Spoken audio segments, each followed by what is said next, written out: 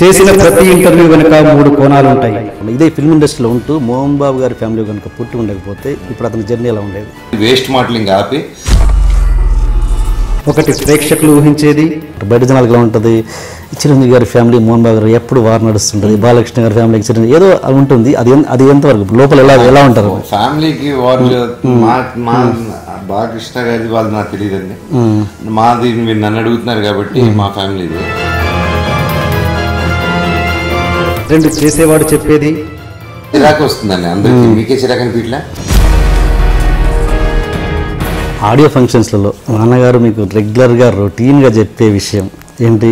జనాలకు కూడా విసిగొచ్చాము ఏంటంటే అదేంటంటే ఇప్పుడు మంచివన్నీ వదిలేస్తున్నాం మనం. ఏదైతే చెడ్డ ఉన్నాయో ఏదైతే